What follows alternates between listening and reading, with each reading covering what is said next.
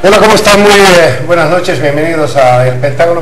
¿Qué tal, Mario? Marcelo, Francesco. Buenas noches. Gonzalo ha tenido algún problema, seguramente ya llega en cualquier momento, Gonzalo Mendieta.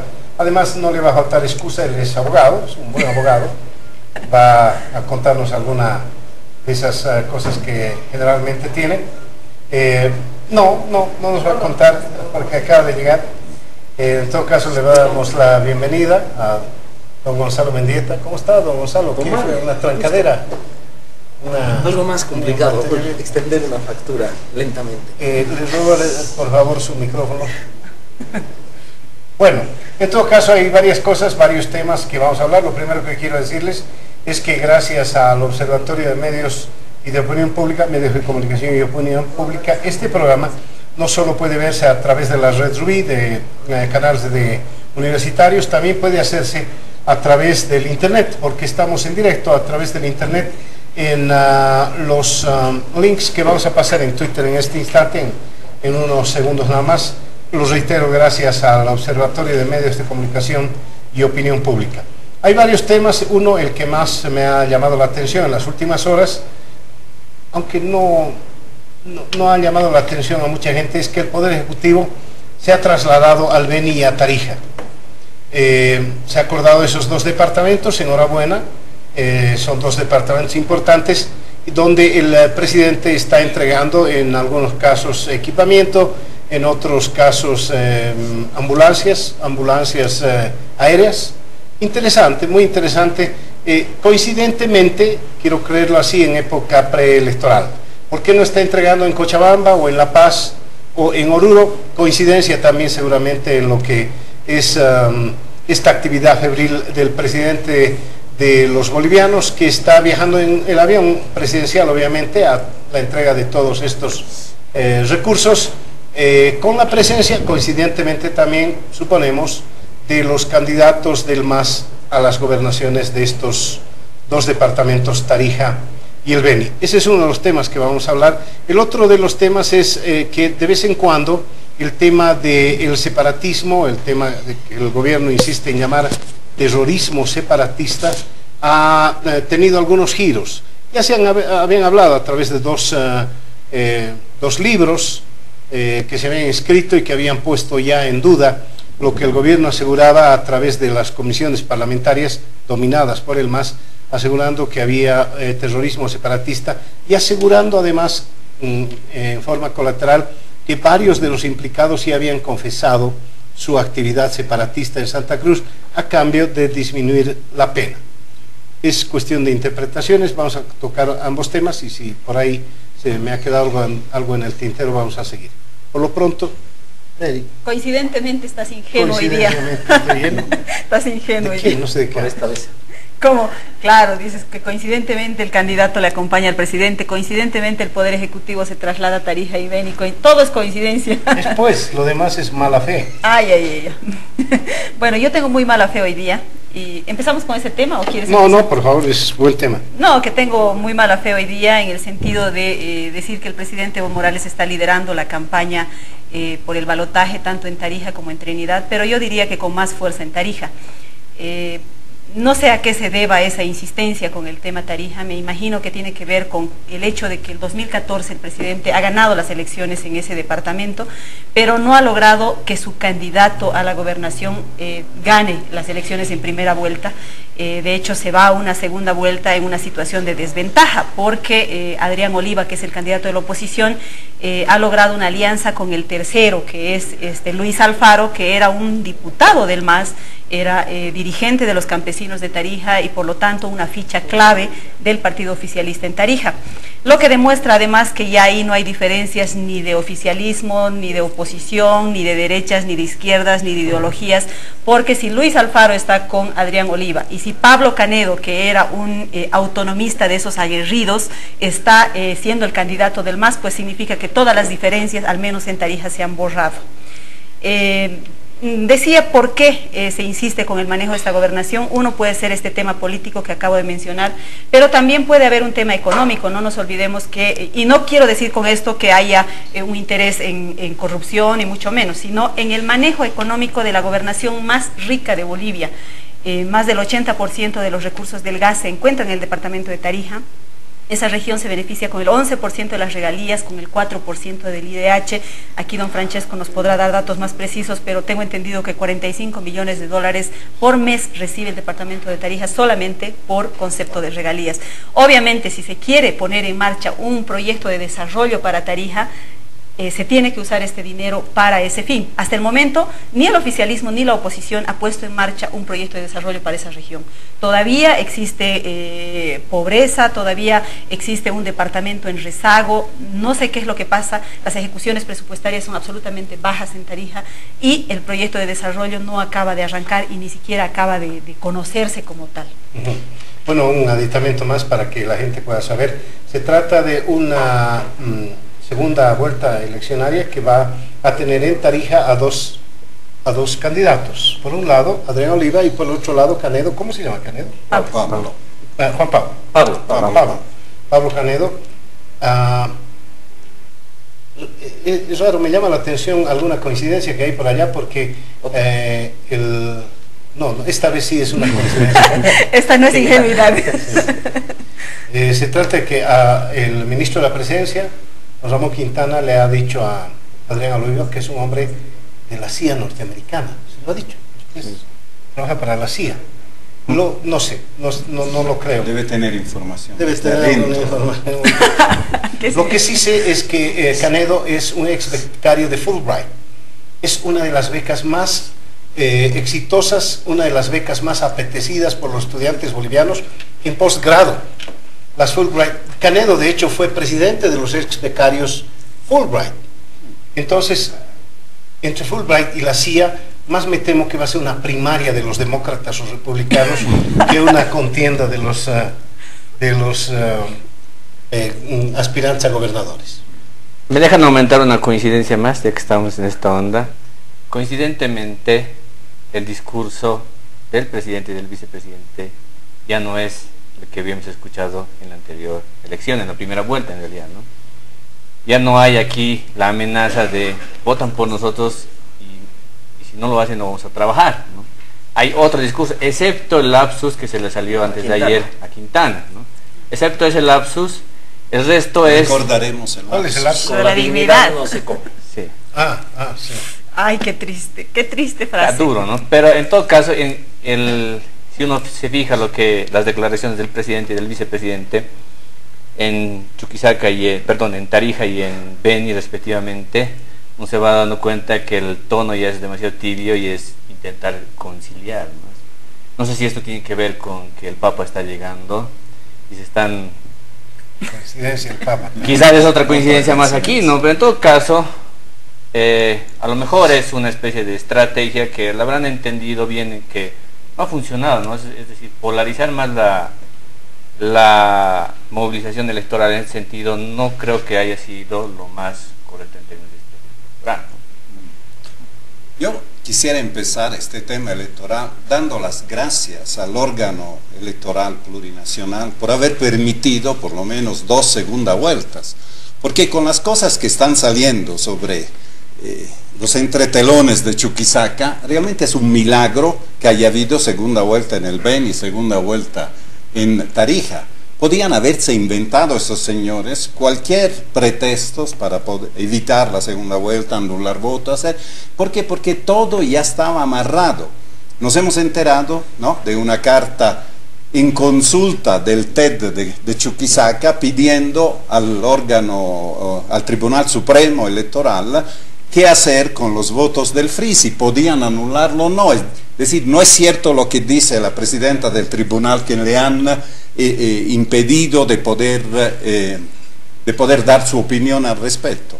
Lo que pasa es que el Tribunal Supremo Electoral está bloqueado partidísticamente. Hay 4 personas con nombre y apellido que están allá para defender los intereses del MAS y lo han hecho evitando de firmar cualquier respuesta. Podían haber firmado una respuesta positiva en el sentido anulen, hagan, pero no se toman ni siquiera la responsabilidad. Entonces yo digo un voto de aplauso porque ha habido por lo menos 2 segundas vueltas. La segunda cosa, lo que decía Mary, ¿dónde está la noticia que Evo Morales, de jefe de campaña en las elecciones locales, subnacionales, lo ha estado todo el tiempo, utilizando los recursos del Estado impunemente, porque evidentemente siempre los que deberían cuidar los recursos del Estado, que son el Contralor y en el caso electoral, específicamente el Tribunal Supremo Electoral, siempre están mirando a otro lado, ¿verdad? Deben estar mirando cometas, fenómenos del cielo, pero no miran la realidad que se da. Se ha denunciado que también la oposición en el Beni está utilizando los escasos recursos que tiene para su campaña.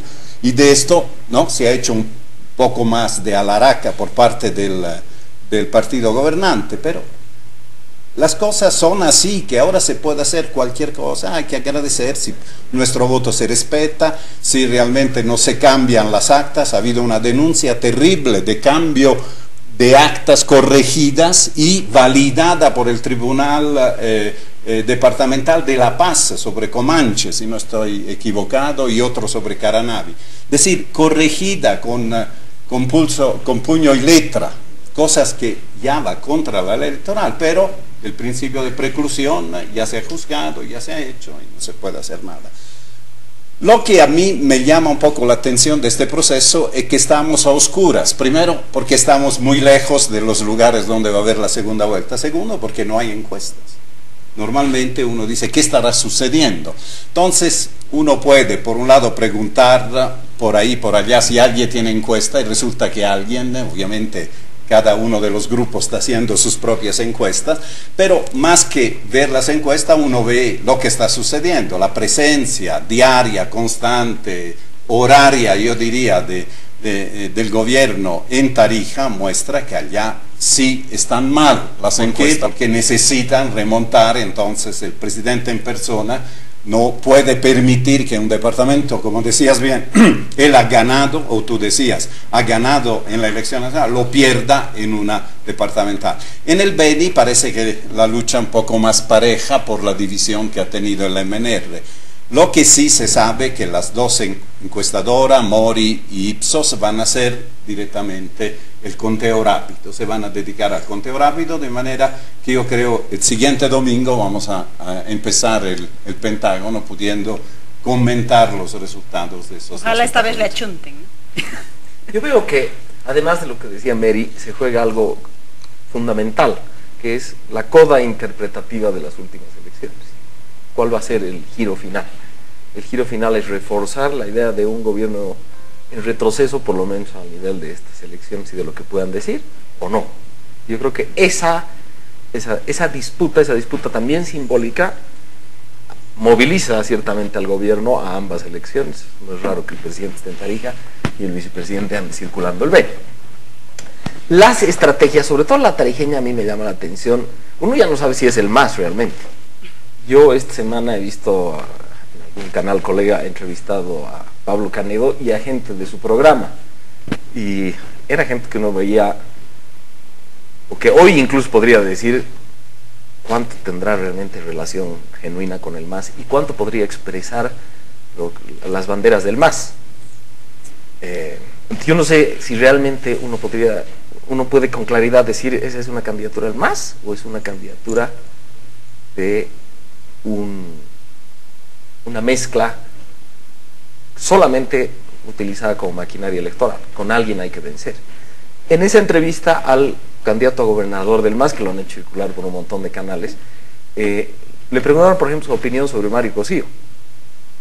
Y él dijo que todas las gestiones tienen buenas cosas y malas cosas, que él iba a continuar lo bueno y lo malo.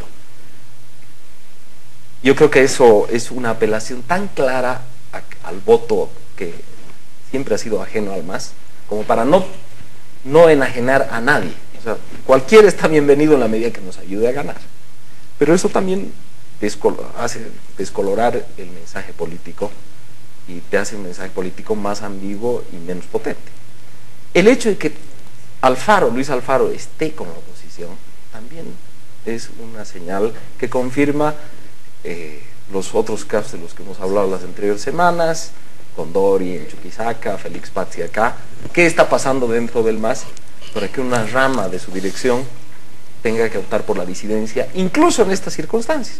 para nadie es un secreto que Oliva es un ultra opositor recalcitrante contra el gobierno, que un exdiputado de Convergencia, que es la oposición más dura, tenga hoy un espacio, pueda conquistar la gobernación de Tarija, y que solo pueda ser combatido con candidatos que se le parecen o que tratan de arrastrar un voto que podría ser semejante al suyo, indica algún fracaso estratégico en la conquista del voto en esos departamentos, particularmente en el de Tarija.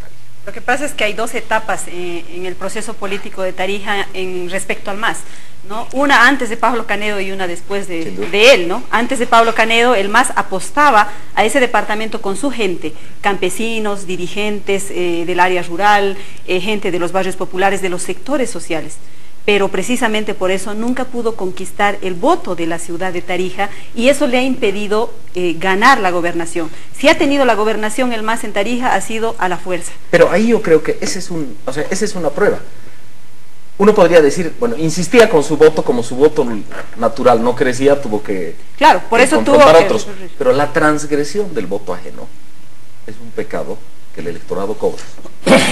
Entonces, ahora querer crecer cuando has dado esa señal me parece más difícil. Eso es lo que hay que ver ahora, cómo reacciona. Bueno, hemos visto en las primarias, claro, en la primera vuelta, que ha salido segundo, pero también ahí estaba el elemento de que solo había 3 semanas de campaña, porque este candidato ha sido habilitado muy tarde, ¿no? Pero habrá que ver cómo reacciona la gente a ese cambio. De pronto, ¿acaso es creíble el discurso de Pablo Canedo? Un Pablo Canedo que cantaba que se caga en el MAS, entre comillas, y que ahora es el candidato del MAS, ¿no? Eso habrá que ver cómo vota o cómo lee la ciudadanía tarijeña ese candidato. El caso más próximo que el de la exalcaldesa de Oruro era un caso semejante. Candidato por el MCM, fue la carta opositora vencedora en Oruro en las elecciones previas a las últimas, y después, un acuerdo con el MAS, salió el famoso audio o video en el que se decía lo que decía sobre el presidente, etcétera.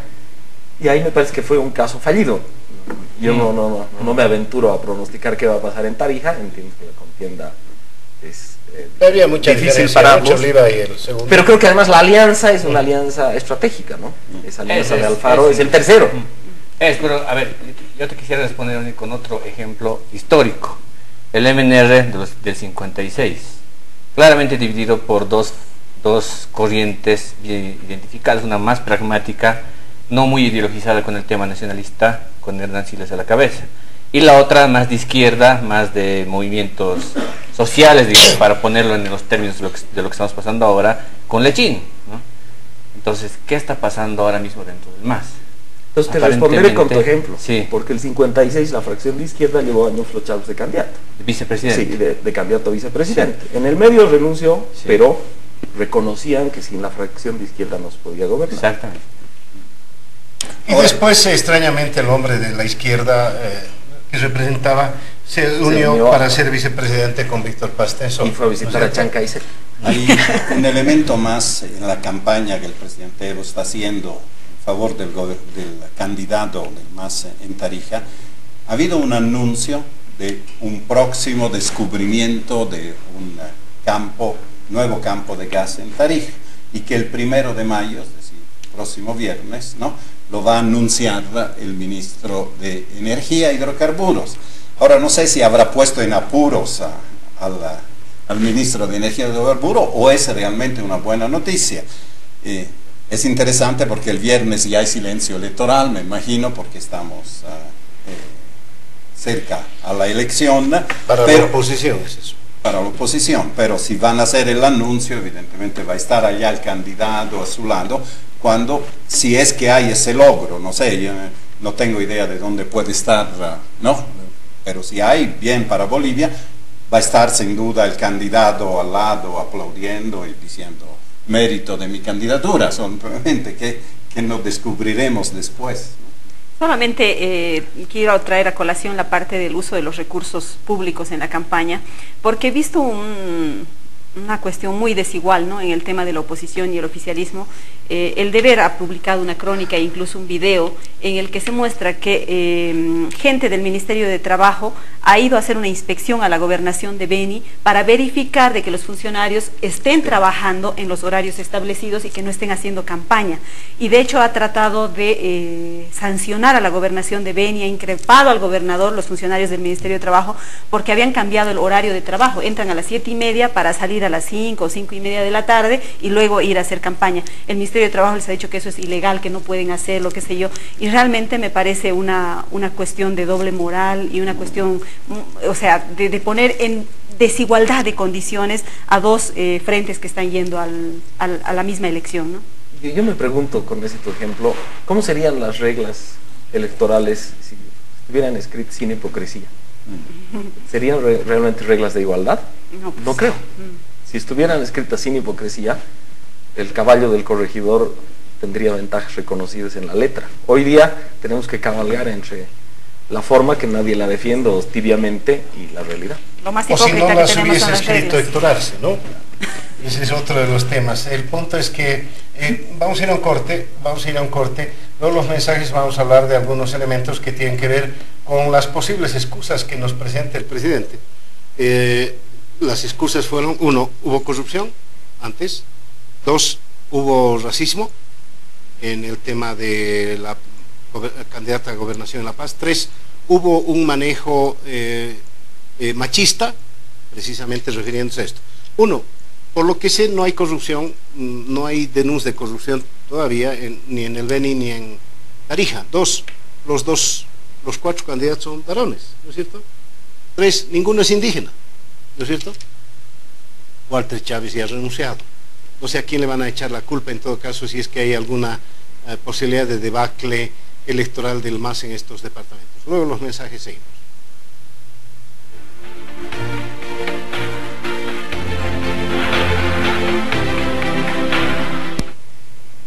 Bien, gracias. Vamos a cambiar el asunto de la elección ya está. Seguramente el próximo domingo vamos a hablar bastante del tema, ya con los resultados puestos. Ha tenido bastante repercusión en la semana que ha concluido son las declaraciones del coronel Cardona, militar, que estaba en la 8ª División del Ejército, la 8ª División del Ejército acantonada en Santa Cruz. Él además es abogado, y fue abogado en varios casos y en varios temas de la 8ª División del Ejército. Él ha señalado que había entregado un informe ultra secreto, así lo ha llamado él, indicando que las armas que habían sido exhibidas en el caso del Hotel Las Américas habían sido sacadas por 3 personas ligadas al gobierno y que fueron sembradas prácticamente como prueba, y que esas armas pertenecen a la 8ª División del Ejército. En los últimos días, otro personaje ligado a estas cosas, el Viejo, ha señalado que en realidad esas armas fueron confiscadas a un exmiembro de la policía. Blas Valencia, se deben acordar de él, que en la ciudad de La Paz hace algunos años asaltó un carro blindado, mató a 2 policías, ahora está purgando en la cárcel a algunos por esos delitos. 30 años. Sí, 30 años, sí.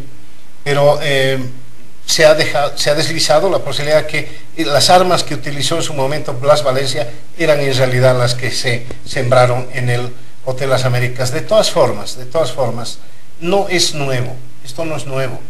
Son 2 libros los que se han escrito, una del periodista Arauz y otra del periodista Carlos Valverde, sobre el tema, es la teoría de la conspiración. Esta teoría donde el gobierno en esta oportunidad es el conspirador y que armó toda esta tramoya para descabezar algún movimiento en Santa Cruz y que todo estaba armado.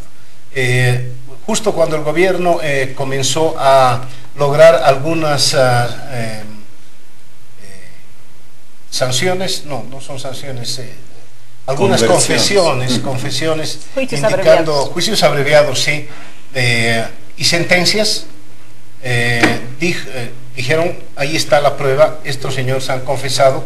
Claro que no le dicen a la población que han confesado por conveniencia, se supone, porque si van a un juicio abreviado la sanción es mucho menor a si van a un juicio que le pueda costar al Estado mucho dinero.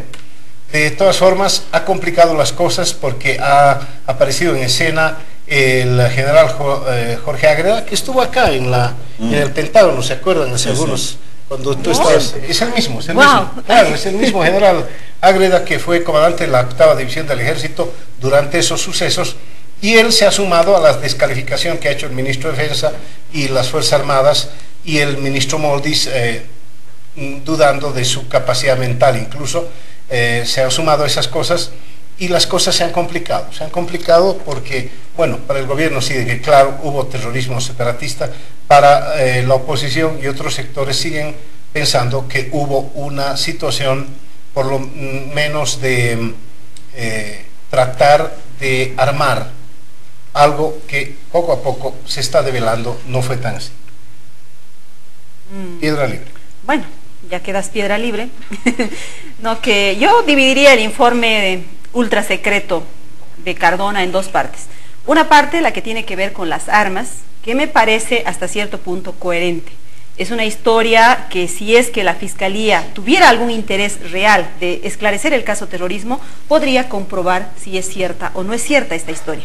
¿Y cómo podría hacerlo? Comparando la serie de las armas decomisadas en el caso terrorismo con las armas decomisadas en el caso Blas Valencia, o en general con las armas que estaban en custodia del ejército y que han salido de estos casos policíacos de inseguridad ciudadana. Pero sabemos que la Fiscalía lamentablemente es un apéndice del Ministerio de Gobierno y particularmente en este caso. Y no creo que le vaya a interesar hacer esta comparación de la serie de las armas para determinar si la versión de Cardona es cierta o no es cierta. Ahora, lo ideal hubiera sido que Cardona deje señalando, esta es la serie de las armas a las que me refiero y esta es la prueba de que han sido plantadas en el stand de Cotas. Pero el informe ultrasecreto de Cardona no llega a tanto, ¿no? Solamente dice que han sido plantadas y cómo y cuándo se han obtenido por parte del gobierno. Esa es la primera parte, una historia que me parece coherente y fácilmente comprobable. La segunda parte de su informe me parece que es un poco alocada, por decirlo menos, ¿no?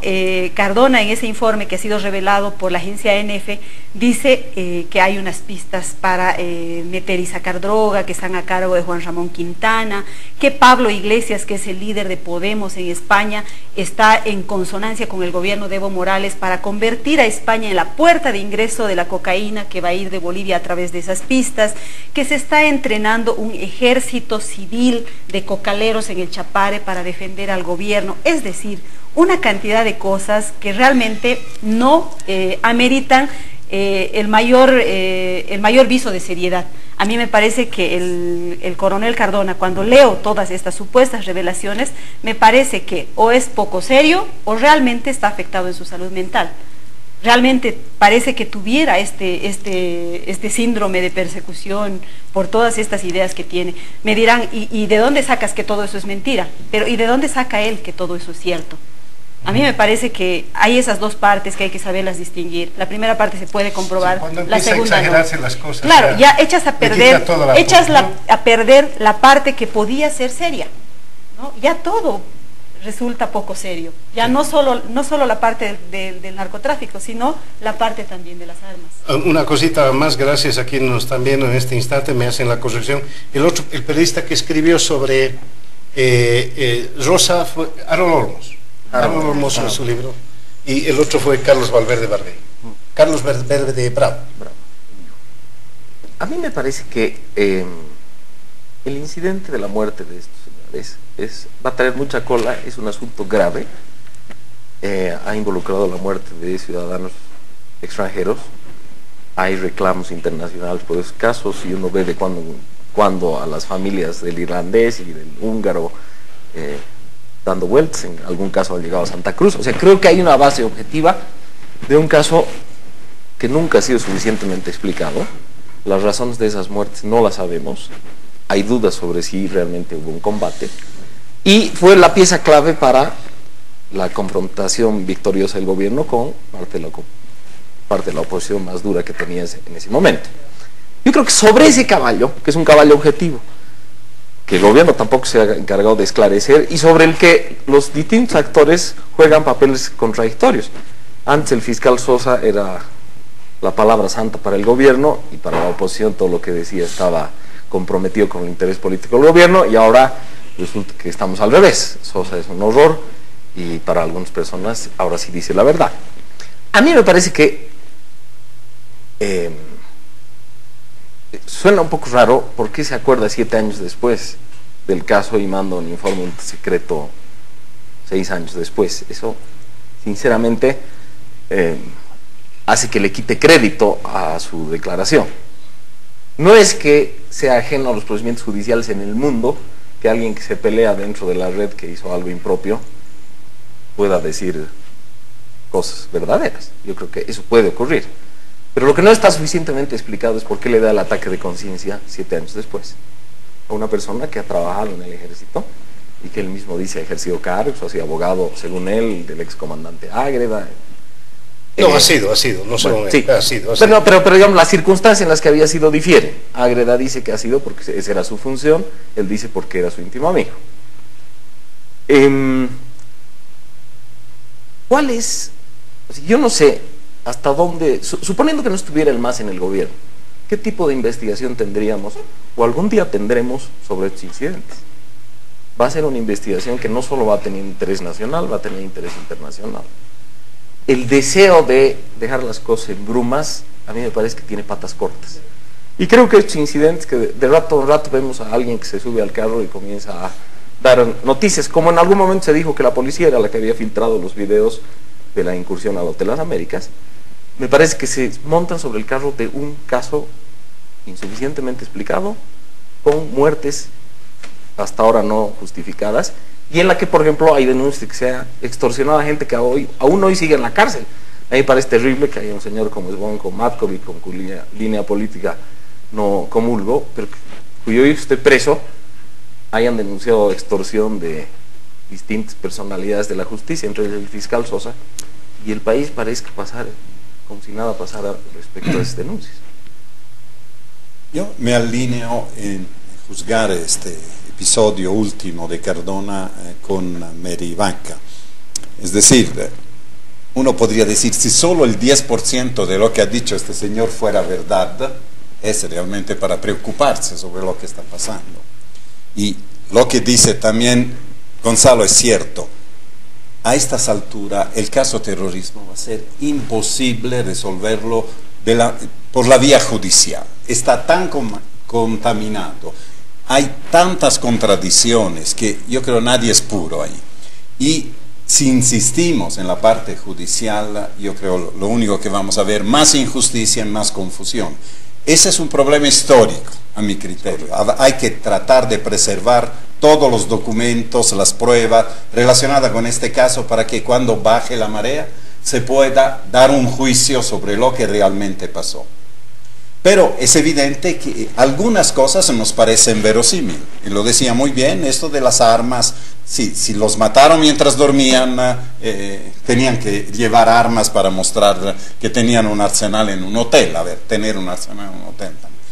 La otra cosa es las otras revelaciones, porque hay una concatenación que parece brillante, pero que se cae por su propio peso. Es decir, la intención del gobierno de tomar cobija estaría relacionada con el hecho que un avión del Chapare no puede ir con un solo vuelo sin escalas hasta Caracas, entonces necesita reabastecerse en cobija, pero evidentemente no necesita ir a Caracas, podría ir a un aeropuerto en la selva, es decir, se cae por su propio peso esto, y no puede depender un negocio tan grande que si ganan o no la alcaldía o la gobernación de Pando. Entonces, lo fundamental acá, dejando de lado que si este señor es cuerdo o no es cuerdo, porque era cuerdo para defender en un proceso a la 8ª división, ahora no es cuerdo cuando hace denuncia. Tal vez podría hacerse un examen, ¿no?, psiquiátrico allá en Madrid, y que sea un médico elegido por Podemos. Pero no puedo dejar de decir esto a propósito de otro examen. Este man se le ha hecho un examen psicológico a Luis García Mesa, y el informe que he leído en la prensa dice, por eso vamos a determinar si dice la verdad. Habrían encontrado una fórmula universal para saber si alguien dice la verdad. Solo si dice la verdad, para ver si el tipo no tiene trastornos de la personalidad. Ahora, al origen de su fuga no hay un informe ultrasecreto, eso es bueno saberlo. Lo que hubo un sumario que le empezó la 8ª división y le mandan un formulario. Y en lugar de responder el formulario, ¿por qué él estaba desprestigiando las Fuerzas Armadas? Por algunas declaraciones que hizo. Es el famoso coronel que dijo que los 100 caballos costaban 15 millones de dólares. Es decir, algo totalmente absurdo, increíble. como muchas de las cosas que ha dicho. Bueno, entonces este coronel responde mandando un informe ultra secreto, ¿no? Y después el informe ultra secreto todo el mundo lo conoce. Entonces hay estas cosas que deberían... Y hay una sola cosa, es la sobrereacción de algunas personalidades del gobierno, que es un esquizofrénico paranoide, o sea, un intento de descalificar cuando solo atendiendo aparte sus declaraciones podían hacer algo más obvio, difundiendo el informe completo y más convincente. Pues yo no sé, por eso digo, hay demasiada preocupación porque o sea, sabemos que es un asunto escabroso. Entonces de repente sale una batería de adjetivos o de calificaciones. Yo quería además complementar mi sugerencia de hacer un examen psiquiátrico y que el psiquiatra lo escoja Podemos, Iglesias o Errejón, uno de ellos, de manera que no haya ninguna duda que no es uno de la derecha o algo así. Tengo la impresión que los señores aquí presentes están apuntando a que el coronel en realidad trabaja para el gobierno. No sé de dónde me gustaría saber. Mira, lo han descalificado con tanto entusiasmo. Está bien, es un delirante, no tengo duda, pero hasta parece que está ayudando al gobierno, ¿no? Porque una persona que asegure con tanto entusiasmo la cantidad de cosas que ha dicho en España, que ha dicho de los...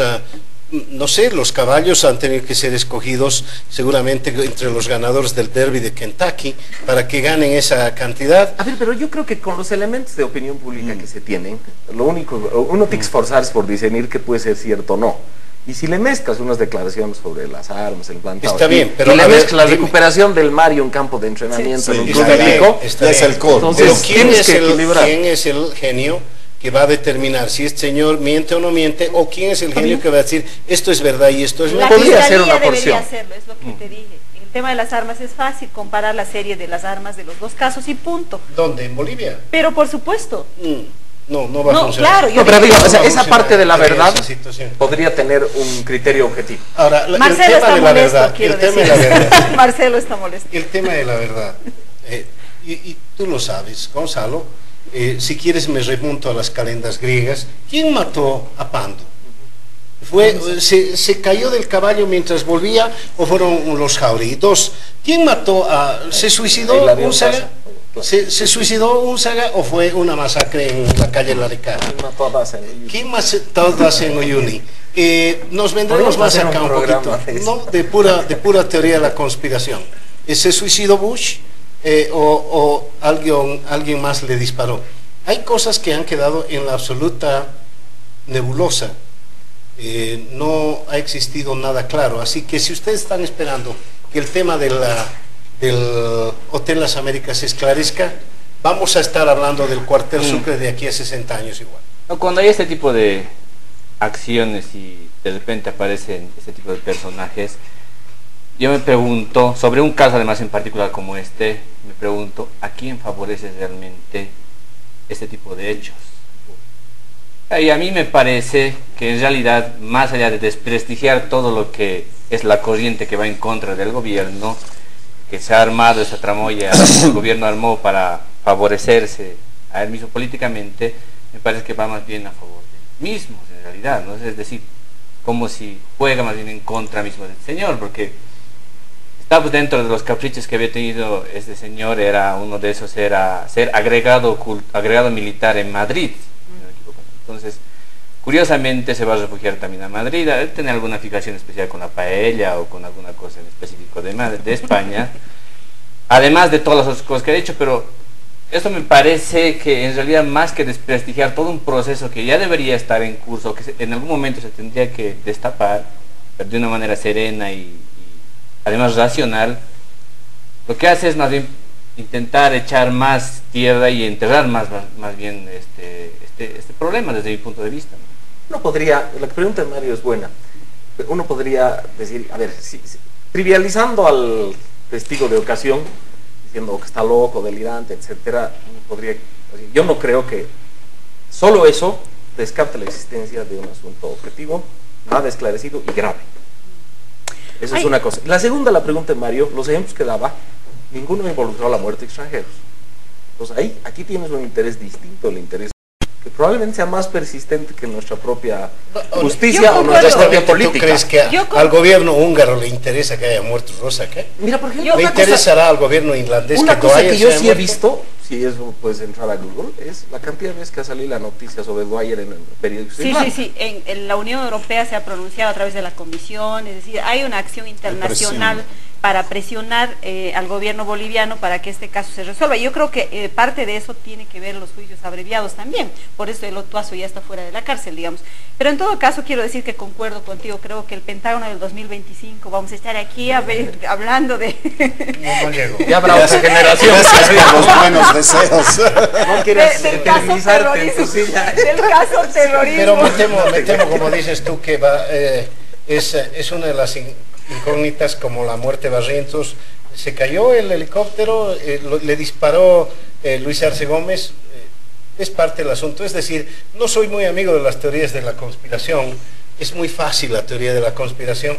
Detrás de cada acto siempre hay alguien conspirando, etcétera.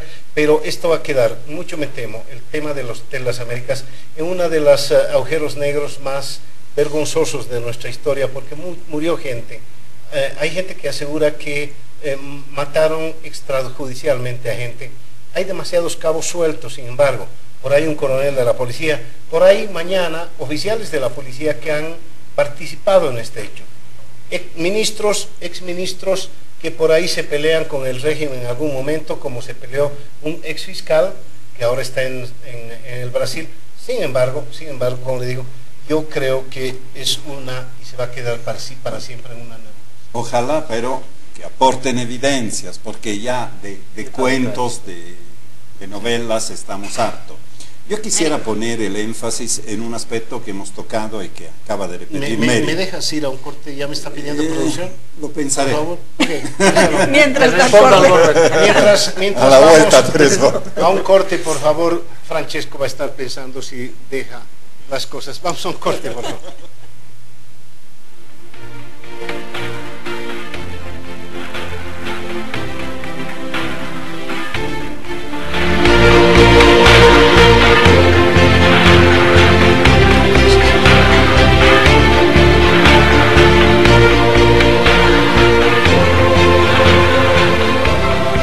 Bien, gracias por seguir. Estamos en el Pentágono. Francesco. Bueno, por el principio de preclusión Por ya no favor. puedo reclamar por el corte. Ahora ya no sabes. Así.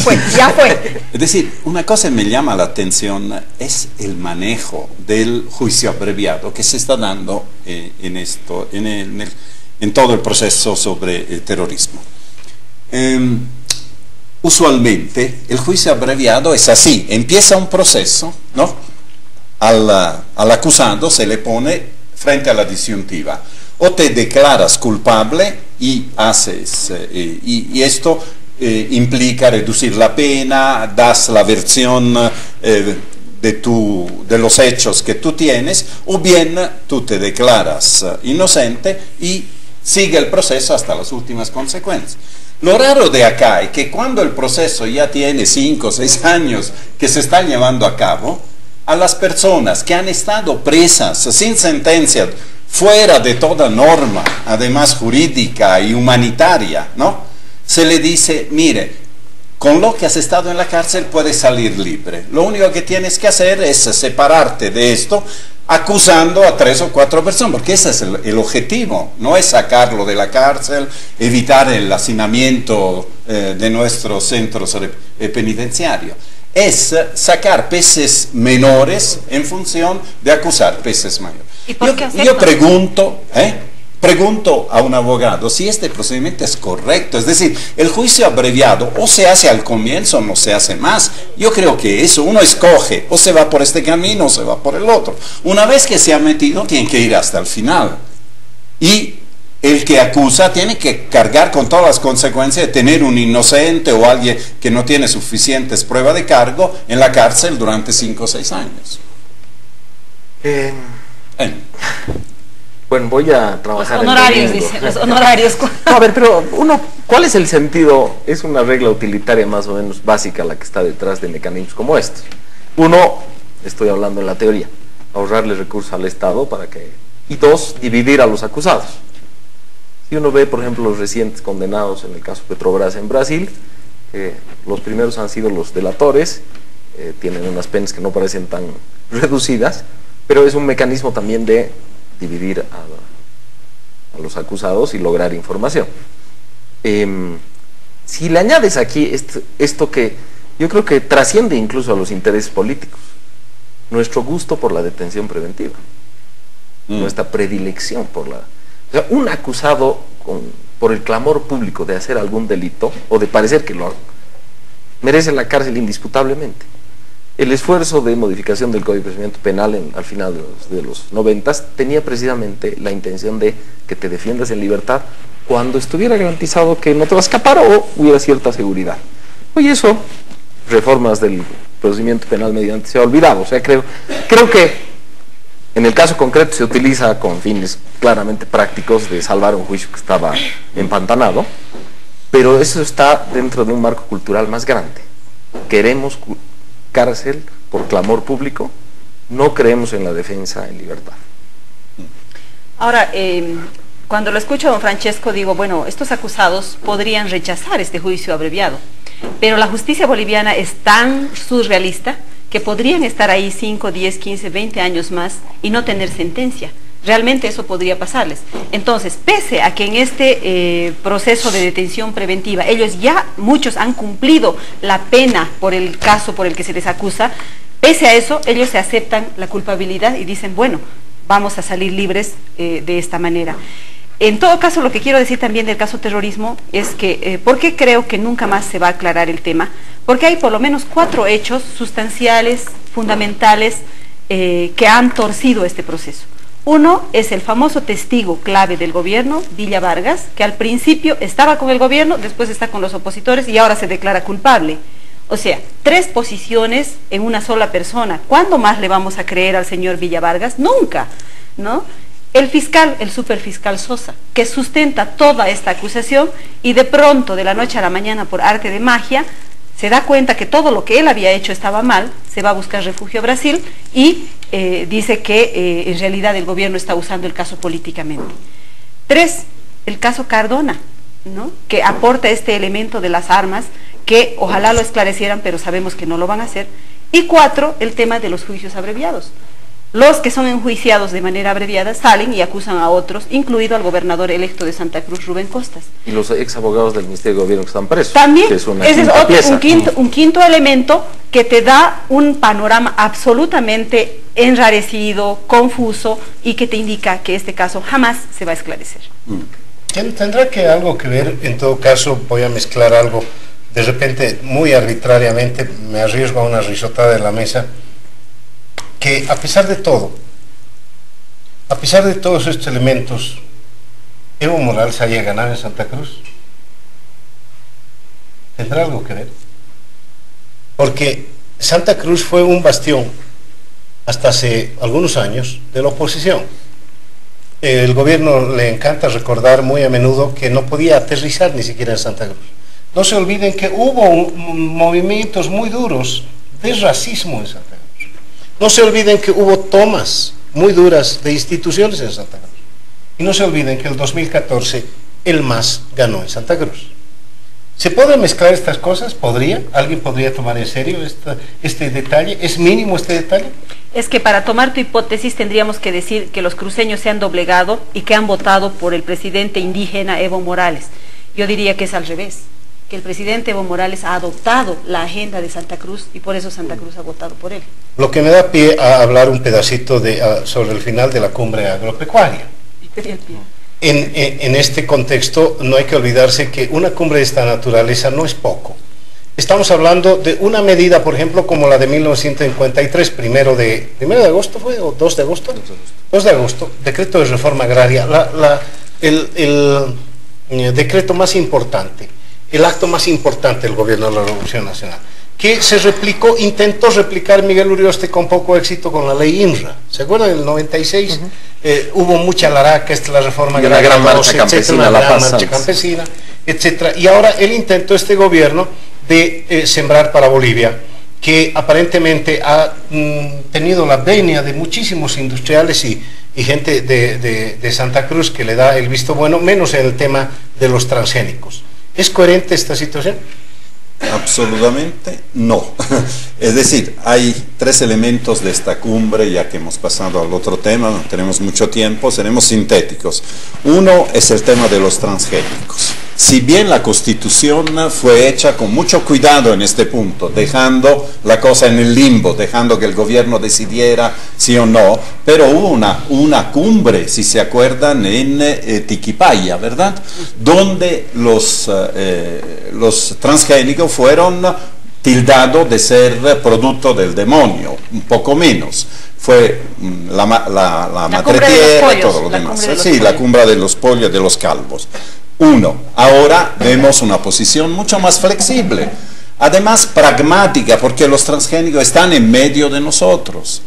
Y los transgénicos lo están usando en Estados Unidos desde 30 años. Yo decía un poco en broma que excepto la elección de Reagan y de Bush, otras cosas raras no se han visto, ¿no?, en el sistema psicológico y mental del pueblo de Estados Unidos, ¿no?, que se puede atribuir a los transgénicos. Entonces, este es un tema muy importante porque Evo se juega también una especie de mito de liderazgo de la defensa de la madre tierra. El segundo es lo que nos recordabas antes, la ampliación de la frontera agrícola. 1 millón de hectáreas por año ha prometido expandirla. Y expandir la frontera no es la solución, no es quitando bosque que uno produce más, es produciendo más con la tierra que tiene, haciéndola trabajar mejor y sobre todo haciendo que la gente invierta, dando seguridad jurídica, no que uno siembra y después otro más viene a cosechar. E impunemente, como ha sucedido muchas veces. Estos son los dos elementos. El tercero es la función social, comunitaria, no sé, económica y social, la FES, que antes tenía que ser comprobada cada 2 años, ahora se ha expandido a 5 años, de manera de darle un poco más de respiro. Pero había un cuarto punto que eran las exportaciones. También se tiene todavía muchas trabas para poder exportar la Francesco, debo hacer un mea culpa. He metido sobre el final un tema muy, muy importante. Lo vamos a tener que tocar en profundidad más adelante. Por lo pronto, Marcelo. Está planteado. Está planteado, Gonzalo. Gracias a ustedes por habernos seguido en este Pentágono. Por favor, síganos en directo en el link que estamos pasando en las redes sociales del Observatorio de Medios de Comunicación y Opinión Pública, en directo en cualquier parte del mundo, no solo en La Paz, no solo en los canales universitarios. Un abrazo, gracias, hasta el próximo domingo.